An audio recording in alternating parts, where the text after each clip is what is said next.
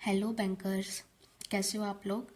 उम्मीद करती हूँ कि आप सब अच्छे होंगे एंड आप सबका स्वागत है मेरे इस नई यूट्यूब चैनल पे। आज इस वीडियो में मैं अपना प्रमोशन एग्ज़ाम जो कि 9 फरवरी 25 को हुआ था उसको लेकर अपना एक्सपीरियंस शेयर करने वाली हूँ। तो पहली बात तो ये क्लियर करना चाहूँगी कि ये promotion exam Punjab national bank का जो हुआ था उसको रिलेटेड ये वीडियो मैंने बनाई है। और 9 फरवरी को हमारे 2 एग्ज़ाम हुए थे। तो सबसे पहला एग्ज़ाम जो सुबह हुआ था वो हुआ था क्लर्क का 4 ऑफिसर स्केल 1 के लिए एंड देन 1 बजे से 3 बजे तक एग्ज़ाम था सब स्टाफ टू क्लर्क का। तो सब स्टाफ टू क्लर्क वाला मेरा एग्ज़ाम मैं इस बार अपीयर हुई थी, इस बार एलिजिबल हुई थी। कैसे रहा वहाँ पर सेंटर पर क्या क्या हुआ तो वो सब डिटेल्स मैं शेयर करने वाली हूँ, क्योंकि जो नए एस्पिरेंट्स होते हैं उनके मन में काफ़ी सारे डाउट्स होते हैं, क्वेश्चंस होते हैं प्रमोशन एग्ज़ाम को लेके। तो बेसिकली वीडियो उन्हीं के लिए है और सब लोगों की तरह मैं भी मेरे रिज़ल्ट का वेट कर रही हूँ कि मेरा रिज़ल्ट कैसे जाने वाला है। तो चलिए स्टार्ट करते हैं इस वीडियो को। तो मुझे जो जो क्वेश्चंस या लगे कि ये चीज़ शेयर करनी चाहिए वो मैंने इस वीडियो में इंक्लूड की है। इसके अलावा भी अगर कुछ ऐसी इन्फॉर्मेशन रह जाती है जो मैं नहीं कवर कर पाई इस वीडियो में तो आप उसे कमेंट सेक्शन में ज़रूर लिखिएगा। तो मैं कोशिश करूँगी इन क्वेश्चंस के भी रिप्लाई करने के। तो सबसे पहला होता है एडमिट कार्ड को लेके, मतलब मेरे मन में भी ये डाउट था कि एडमिट कार्ड जो होता है वो एग्ज़ाम से कितने दिन पहले रिलीज़ होता है। तो हमारे केस में 5 से 6 दिन पहले जो एडमिट कार्ड है वो रिलीज़ हो गया था। तो एडमिट कार्ड रिलीज़ होने के बाद क्या करना है, सिंपली आपको उसको अपने HRMS के सेक्शन में जाकर डाउनलोड कर लेना है एंड डाउनलोड करने के बाद वैसे तो सब इंस्ट्रक्शंस उसमें दिया होता है कि आपको एडमिट कार्ड के साथ साथ क्या क्या चीज़ें कैरी करनी है, बट फिर भी मैं बता देती हूँ कि एडमिट कार्ड पे मेरी फ़ोटो पेस्ट ही थी। तो मतलब ये तो पहले की प्रोसेस हो जाती है कि अगर आपका फ़ोटो अपलोड नहीं होता HRMS में तो वो आपको अप्लाई करने से पहले ही, मतलब जब आप प्रमोशन के लिए अप्लाई करते हैं तो उससे पहले ही आपको ये अपने सर्कल ऑफिस से अपडेट करवाना रहता है। तो जैसा कि मेरा फ़ोटो लगा हुआ था, कुछ कैंडिडेट्स जो थे वो अपना फ़ोटो साथ में लेकर गए थे या फिर एक एडिशनल फ़ोटो उन्होंने अपने एडमिट लेटर पर पेस्ट किया हुआ था, बट मैंने ऐसा नहीं किया था। मेरा फ़ोटो एडमिट लेटर पर था, मैंने उससे अपने ब्रांच हेड से अटेस्ट करवाया। प्लस वहाँ पर एक ऑप्शन रहता है कैंडिडेट्स सिग्नेचर वाला, तो वहाँ पे मैंने अपने सिग्नेचर को टेस्ट करवाया। और बिल्कुल लास्ट वाले में भी कुछ डिटेल्स रहती हैं आपके जो ब्रांच इनकम्बेंट होते हैं उनको लेके, तो उनकी डिटेल्स वगैरह फिल करके वहाँ पर एक अटेस्टेशन करवा दी थी मैंने।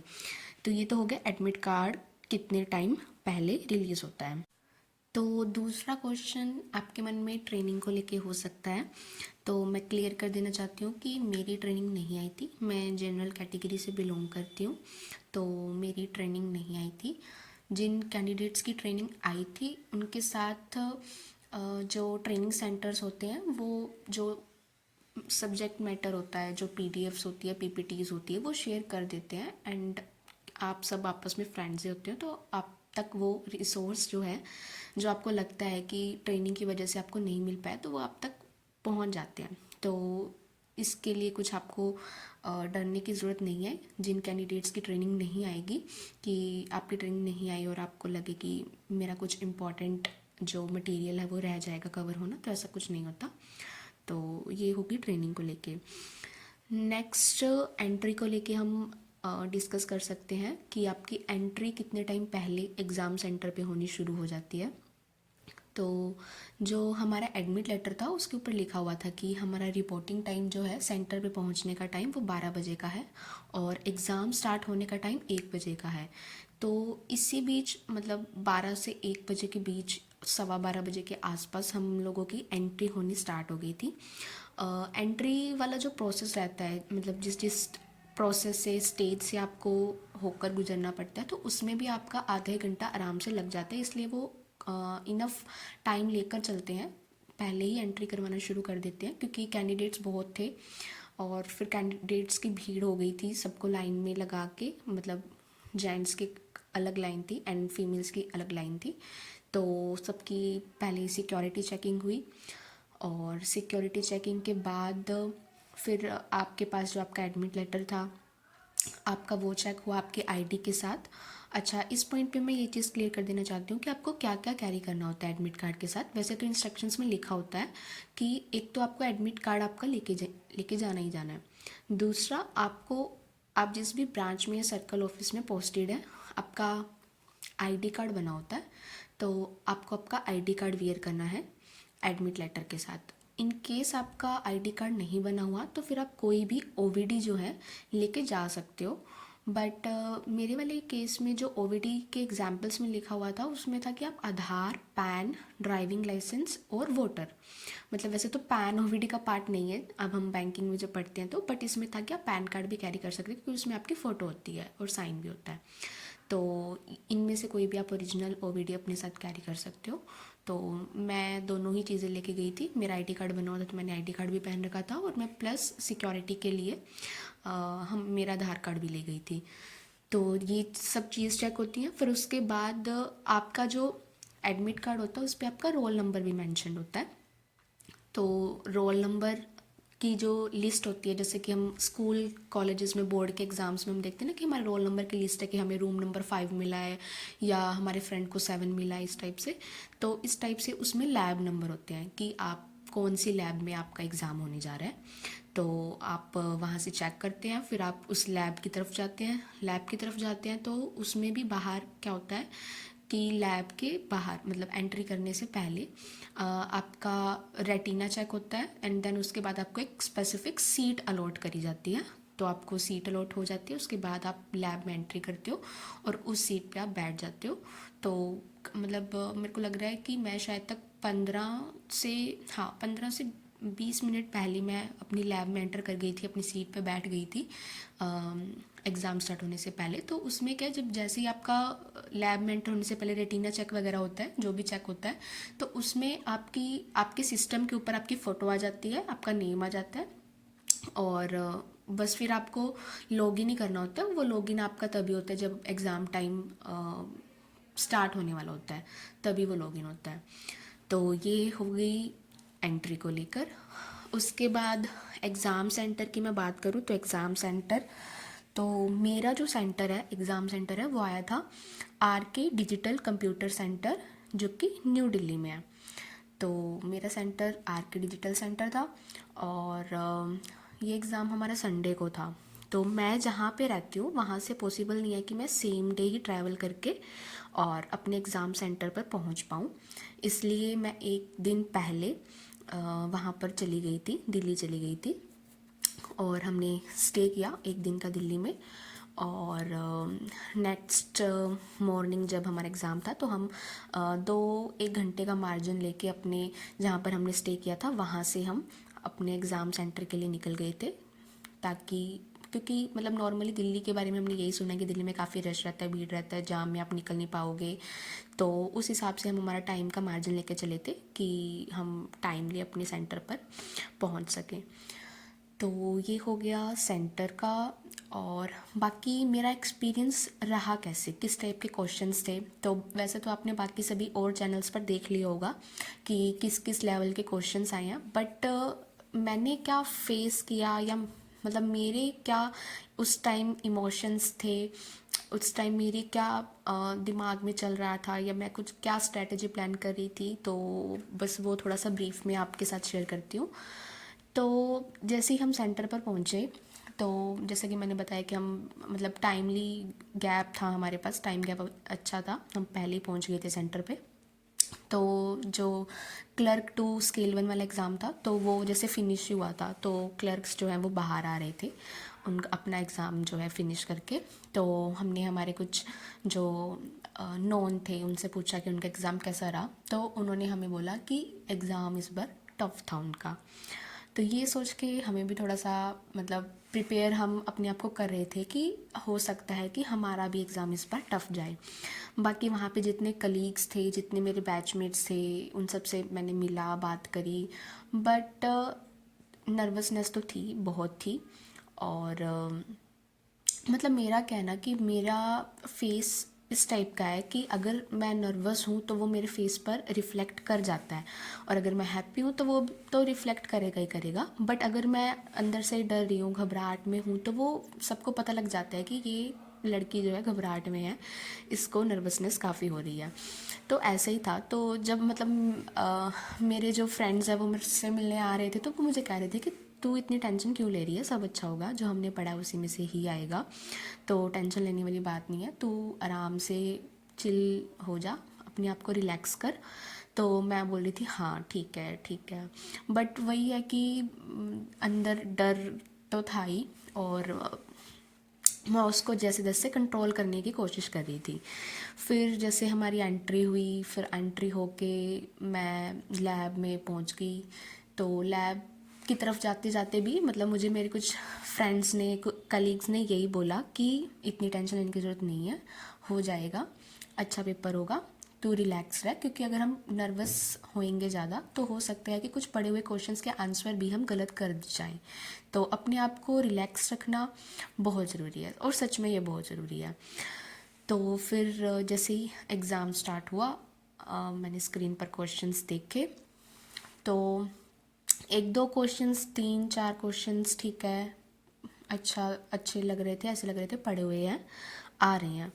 उसके बाद कुछ ऐसा हुआ कि कुछ क्वेश्चंस इस टाइप से आने लगे जो बिल्कुल ही मतलब किसी ने एक्सपेक्ट ही नहीं किया था कि इस टाइप के क्वेश्चंस भी आपसे पूछे जा सकते हैं, और ना हमें वो आते थे।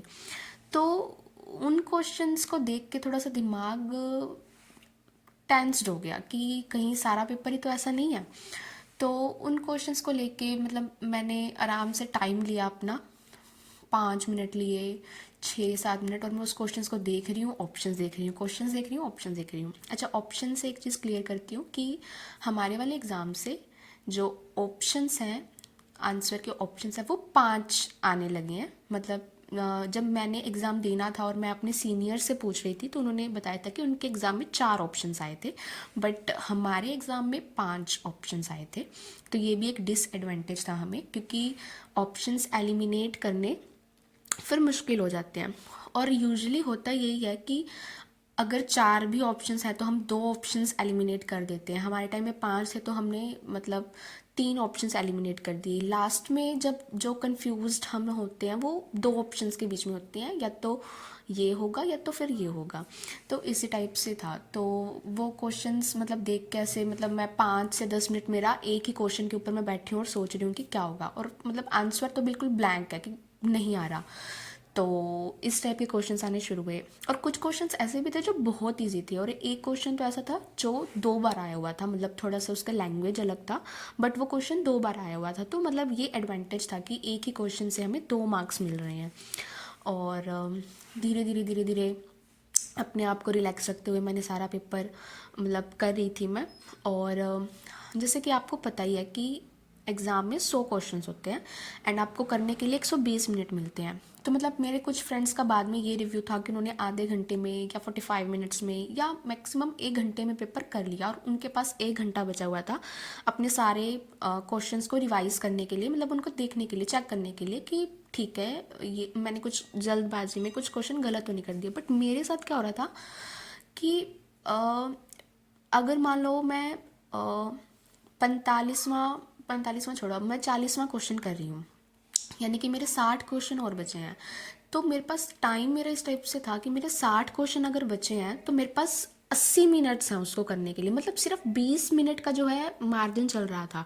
मैं इतनी ज़्यादा मतलब घबराई हुई थी या नर्वस थी, या मतलब जो क्वेश्चन मुझे नहीं आ रहे थे उस पर मैं इतना ओवर थिंक कर रही थी, इतना सोच रही थी, इतना सोच रही थी कि मैं अपना टाइम मतलब कि ख़राब किए जा रही थी।